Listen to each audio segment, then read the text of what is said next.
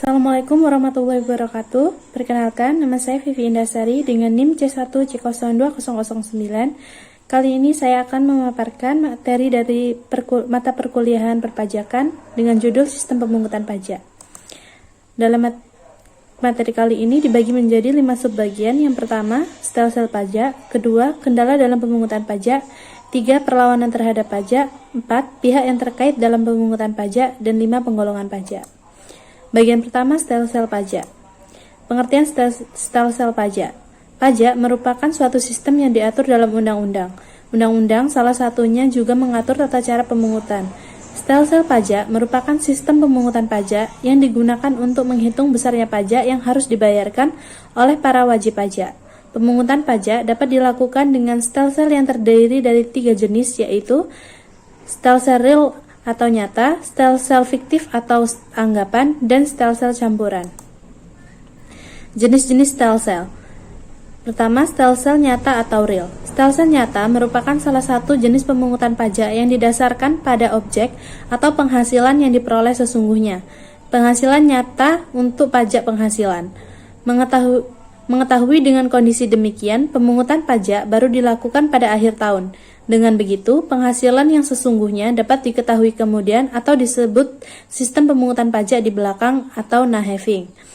Kelebihan dari stelsel ini adalah pajak yang dikenakan lebih realistis, yaitu sesuai dengan besarnya pajak yang sesungguhnya terutang, karena pemungutan pajak dilakukan setelah tutup buku.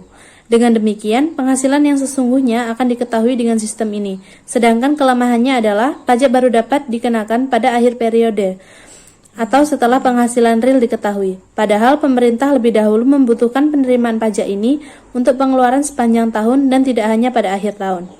Dalam sistem perpajakan Indonesia, stelsel real diterapkan pembayarannya secara bulanan maupun tahunan. Contohnya adalah PPh pasal 21, PPh pasal 22, PPh pasal 23, PPh pasal 4 ayat 2, PPh pasal 15, dan PPh pasal 29. Yang kedua, stelsel anggapan atau fiktif stelsel. Jenis pemungutan pajak ini didasarkan pada anggapan yang diatur oleh suatu undang-undang. Anggapan yang dimaksud di sini dapat bermacam-macam jalan pikirannya, tergantung pada peraturan perpajakan yang berlaku. Dengan demikian, stelsel ini menerapkan sistem pemungutan pajak di depan atau forward-looking. Misalnya, penghasilan suatu tahun pajak dianggap sama dengan tahun sebelumnya, sehingga pada awal tahun pajak telah dapat ditetapkan besarnya pajak yang terutang untuk tahun pajak berjalan. Keunggulan stelsel ini adalah pajak dapat dibayar selama tahun berjalan tanpa harus menunggu pada akhir tahun. Sedangkan kelemahan stelsel ini adalah pajak yang telah dibayar wajib pajak tidak berdasarkan pada keadaan sesungguhnya. Contoh penerapannya di Indonesia adalah PPh pasal 25 atau kita kenal dengan istilah angsuran pajak tahun berjalan. Yang ketiga, stelsel campuran. Jenis stelsel ini merupakan kombinasi antara stelsel nyata dan stelsel anggapan. Pada awal tahun, besarnya pajak dihitung berdasarkan suatu anggapan. Kemudian pada akhir tahun, besarnya pajak disesuaikan dengan keadaan sebenarnya. Apabila kenyataannya besarnya pajak lebih besar daripada menurut anggapan, maka wajib pajak harus menambahkan pembayaran. Sebaliknya, apabila besaran pajak menurut kenyataan lebih kecil daripada anggapan, maka wajib pajak dapat meminta kembali kelebihannya atau dapat juga dikompensasi. Kelebihan stelsel ini adalah pemungutan pajak sudah dapat dilakukan di awal tahun pajak, dan pajak dipungut sesuai dengan besarnya pajak sesungguhnya terutang. Kelemahan dari stelsel ini adalah adanya tambahan biaya administrasi karena penghitungan pajak dilakukan 2 kali, yakni pada awal dan akhir tahun. Kendala dalam pemungutan pajak. Yang pertama, berbagai peraturan pelaksanaan undang-undang yang seringkali tidak konsisten dengan undang-undangnya. Melaksanakan tax reform lebih pelik dan memakan waktu dibandingkan dengan ketika merancang tax reform dalam undang-undang. Apabila peraturan pelaksanaan yang dijadikan dasar dalam melaksanakan aturan hukum pajak tidak konsisten dengan undang-undang, tentu akan mengakibatkan kendala yang fatal dalam pemungutan pajak.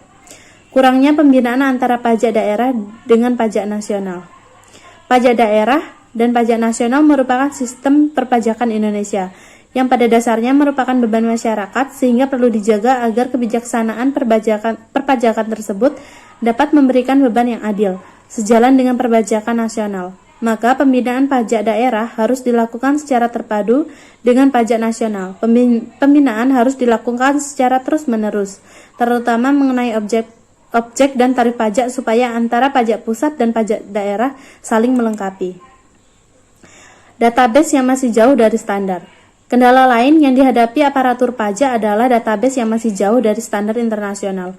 Padahal database sangat menentukan untuk menguji kebenaran pembayaran pajak dengan sistem self-assessment.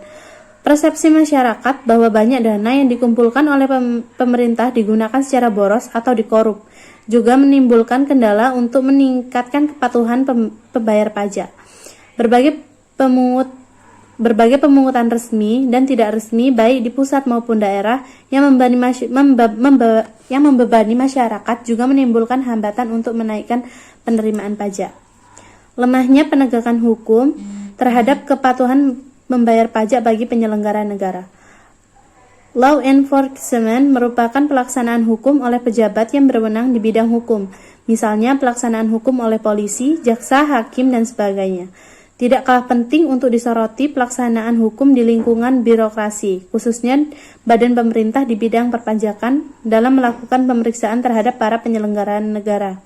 Ternyata belum ada gebrakannya. Seharusnya bila dilakukan tentu membantu dalam mewujudkan good governance dalam pemerintahan yang bersih.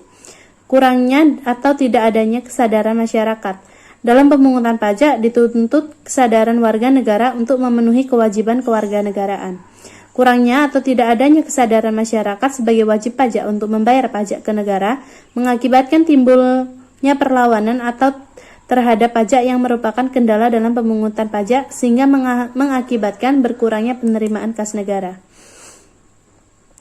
Yang ketiga, perlawanan terhadap pajak. Bagian pertama, perlawanan pasif. Perlawanan yang inisiatifnya bukan dari wajib pajak itu sendiri, tetapi terjadi karena keadaan yang ada di sekitar wajib pajak itu.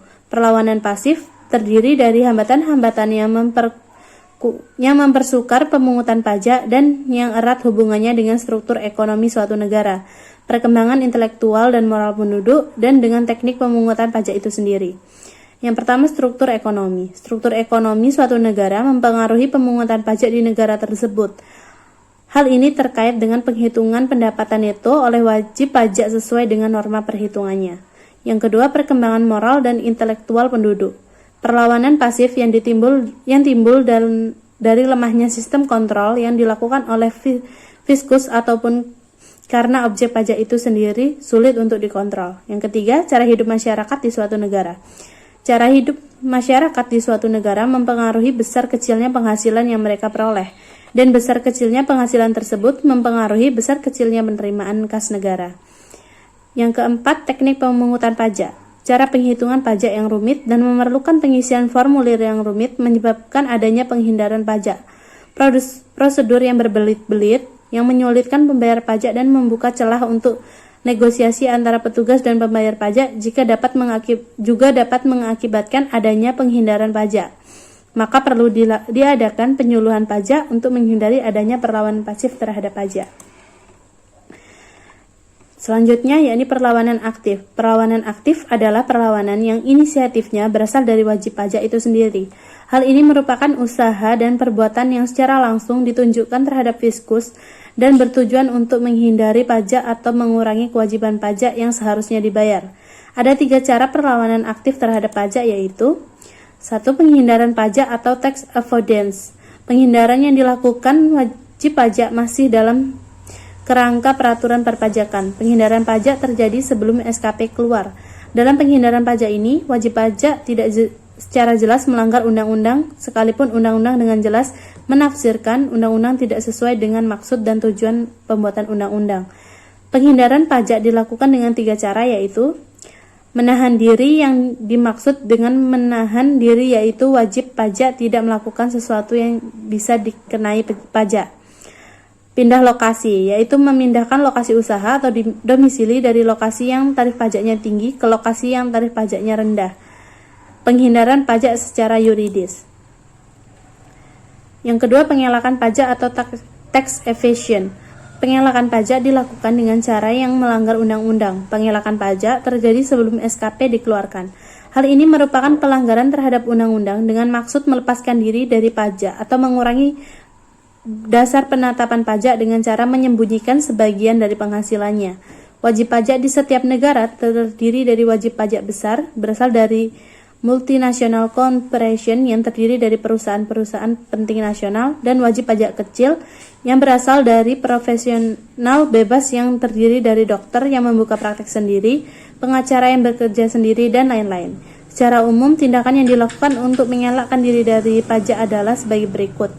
Yang pertama adalah pergeseran, yang kedua kapitalisasi, yang ketiga transformasi, yang keempat tax avoidance, dan kelima tax evasion.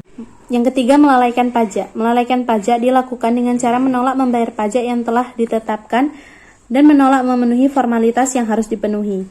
Melalaikan pajak terjadi setelah SKP keluar. Melalaikan pajak adalah menolak membayar pajak yang telah ditetapkan dan menolak memenuhi formalitas-formalitas yang harus dipenuhi oleh wajib pajak dengan cara menghalangi penyitaan. Selain bentuk-bentuk perlawanan di atas, Hofstra, ahli hukum pajak dari Belanda, menambahkan bahwa salah satu bentuk perlawanan aktif pajak yaitu pelimpahan pajak. Hal ini bisa dilakukan oleh wajib pajak dengan melimpahkan kewajiban pajak langsungnya ke pihak lain atau pihak ketiga. Hal ini adalah pelanggaran undang-undang karena pihak langsung dikenakan kepada wajib pajak untuk wajib pajak itu sendiri, tidak boleh dilimpahkan kepada orang lain, karena wajib pajak itu sendiri merupakan destinator.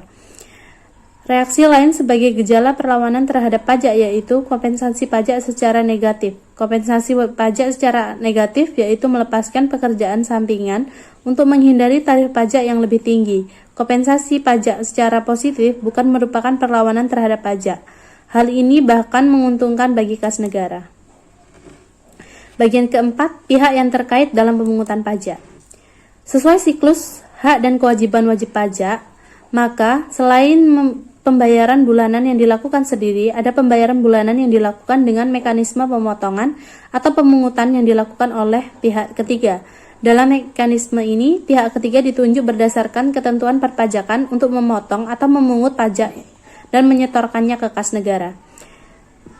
Jenis-jenis pemotongan atau pemungutan pajak di Indonesia meliputi pajak penghasilan, yakni pajak PPh pasal 21, PPh pasal 22, PPh pasal 23, PPh pasal 26, PPh pasal 4 ayat 2, PPh pasal 15. Pemotongan atau pemungutan atas jenis-jenis pajak tersebut dinamakan withholding tax system. Selain jenis-jenis pajak tersebut, sistem perpajakan Indonesia mengenal pemungutan pajak pertambahan nilai atau PPN dan pajak penjualan atas barang mewah atau PPNBM. Meski tidak termasuk dalam skenario withholding tax system, namun pemungutan PPN dan PPNBM harus diperhatikan kewajibannya karena terkait dengan kewajiban pelaksanaan perpajakan pihak ketiga. Yang pertama, pemotong PPh pasal 21 dilakukan oleh pihak pemberi penghasilan kepada wajib pajak orang pribadi dalam negeri sehubungan dengan pekerjaan atau kegiatan yang dilakukan. Yang kedua, pemungutan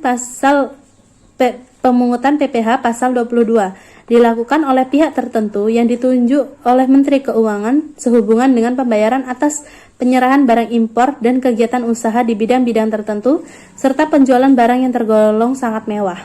Yang ketiga, pemotongan PPh pasal 23 dilakukan oleh pihak pemberi penghasilan sehubungan dengan pembayaran berupa dividen, bunga, royalti, sewa, dan jasa kepada wajib pajak wajib pajak badan dalam negeri dan BUT. Yang keempat, pemotongan PPh pasal 26 dilakukan oleh pihak pemberi penghasilan sehubungan dengan pembayaran berupa dividen, bunga, royalti, hadiah, dan penghasilan lainnya kepada wajib pajak luar negeri. Wajib pajak baik orang pribadi maupun badan ditunjukkan untuk memotong PPh pasal 26 atau sesuai dengan ketentuan tax treaty.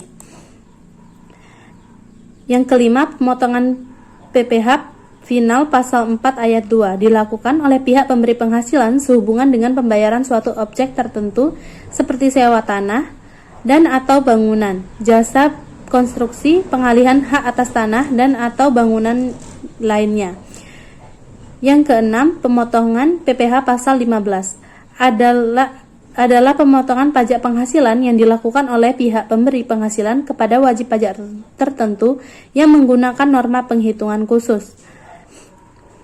Yang ketujuh, pemungutan PPN dan PPNBM dilakukan oleh pengusaha kena pajak atau PKP atau pemungut yang ditunjuk, misalnya bendahara pemerintah, atas penyerahan barang dan atau jasa kena pajak. Bagian kelima, penggolongan pajak. Berdasarkan lembaga pemungutannya, pajak dikelompokkan menjadi pajak pusat dan pajak daerah. Yang pertama, pajak pusat. Pajak pusat yakni pajak yang kewenangan pemungutannya berada pada pemerintah pusat. Tergolong jenis pajak ini antara lain pajak penghasilan PPH. PPH adalah pajak yang dikenakan kepada orang pribadi atau badan atas penghasilan yang diterima atau diperoleh dalam suatu tahun pajak. Pajak pertambahan nilai atau PPN. PPN adalah pajak yang dikenakan atas konsumsi barang kena pajak atau jasa kena pajak yang di dalam daerah pabean. Pajak penjualan atas barang mewah atau PPNBM. Selain dikenakan PPN, atas barang-barang kena pajak tertentu yang tergolong mewah juga dikenakan PPNBM. Pajak bumi dan bangunan atau PBB. PBB adalah pajak yang dikenakan atas kepemilikan atau pemanfaatan tanah dan atau bangunan. PBB merupakan pajak pusat, namun demikian hampir seluruh realisasi penerimaan PBB diserahkan kepada pemerintah daerah baik provinsi maupun kabupaten kota. Bea perolehan hak atas tanah dan bangunan atau BPHTB. BPHTB adalah pajak yang dikenakan atas perolehan hak atas tanah dan atau bangunan seperti halnya PBB, walaupun BPHTB dikelola oleh pemerintah pusat, namun realisasi penerimaan BPHTB seluruhnya diserahkan kepada pemerintah daerah baik provinsi maupun kabupaten kota sesuai dengan ketentuan. Yang kedua, pajak daerah. Menurut Undang-Undang Nomor 34 Tahun 2004, perubahan atas Undang-Undang Nomor 18 Tahun 1997 tentang pajak daerah dan retribusi daerah, yang dimaksud dengan pajak daerah adalah iuran wajib yang dilakukan oleh orang pribadi atau badan kepada daerah tanpa imbalan langsung, yang seimbang yang dapat dipaksakan berdasarkan peraturan perundang-undangan untuk membiayai penyelenggaraan pemerintahan daerah dan pembangunan daerah. Perpajakan daerah oleh KJ Davy dapat diartikan sebagai berikut. Pajak yang dipungut oleh pemerintah daerah dengan pengaturan dari daerah itu sendiri. Pajak yang dipungut berdasarkan peraturan nasional, tetapi penetapan tarifnya dilakukan oleh pemerintah daerah.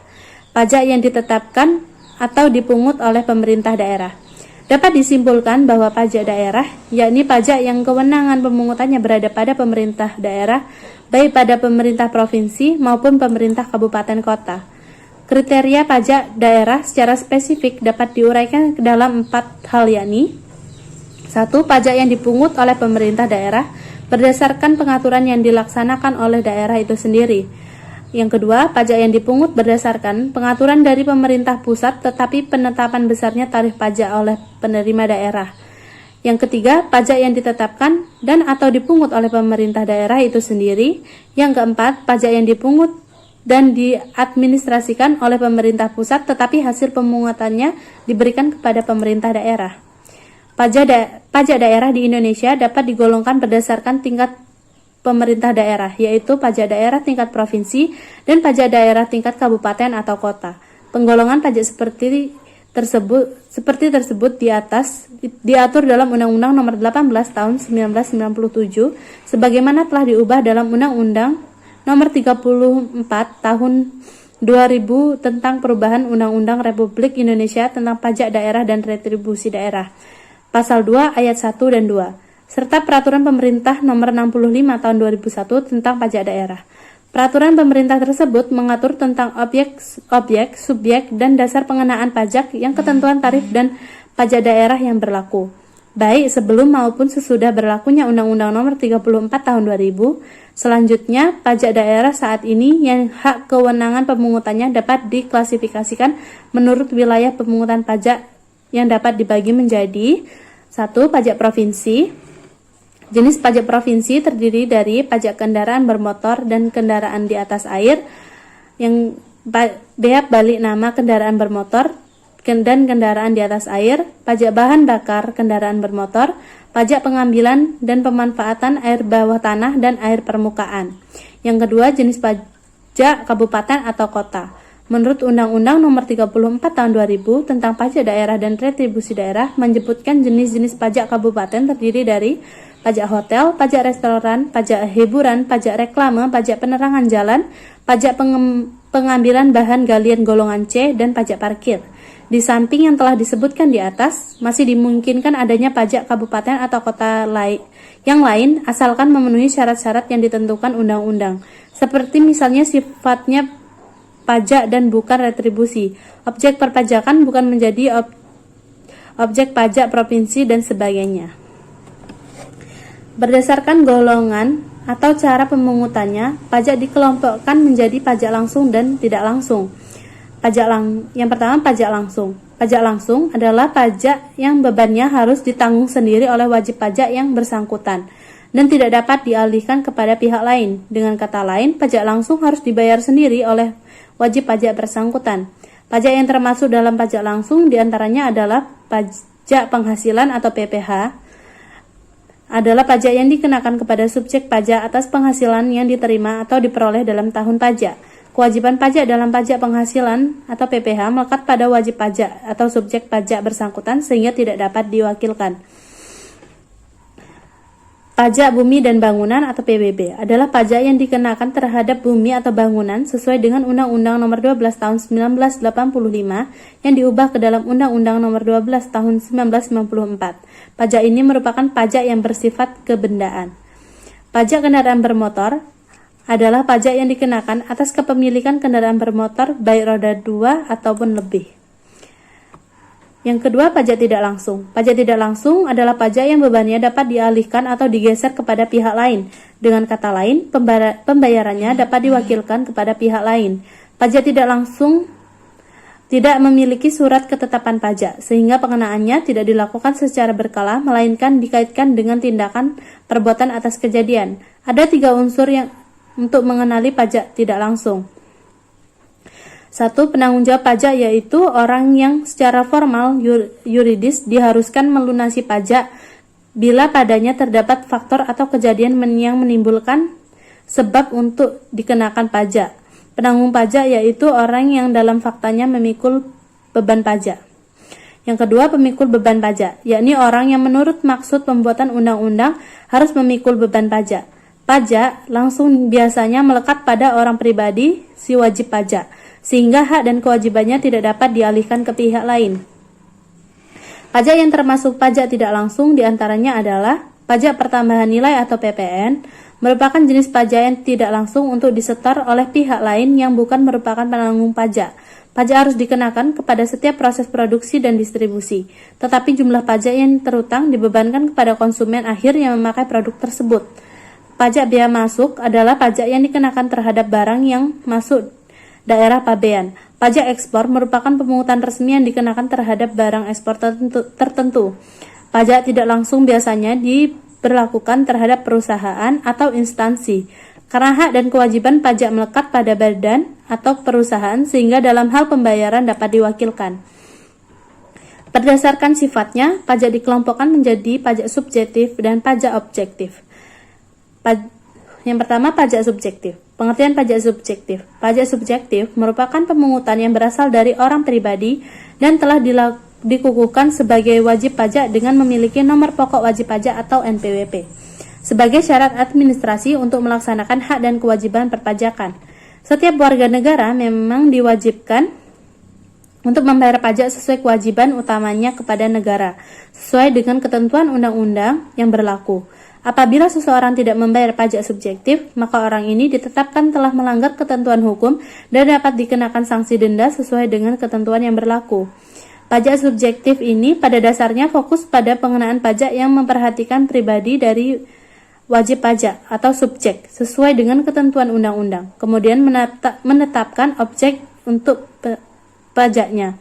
Untuk pajak subjektif ini, biasanya jumlah pajak yang terutang dipengaruhi oleh keadaan pribadi dari wajib pajak atau subjek yang bersangkutan. Untuk kewajiban dari pajak subjektif menurut pasal 25 Undang-Undang Pajak Penghasilan yaitu subjek pajak dalam negeri bagi orang pribadi dimulai pada saat orang pribadi tersebut dilahirkan, berada, atau berniat untuk tinggal di Indonesia, dan berakhir pada saat orang pribadi tersebut meninggal dunia dan meninggalkan Indonesia untuk selama-lamanya. Subjek pajak dalam negeri berbentuk badan, dimulai pada saat badan usaha didirikan atau berkedudukan di Indonesia dan berakhir pada saat badan usaha tersebut dibubarkan atau tidak lagi berkedudukan di Indonesia.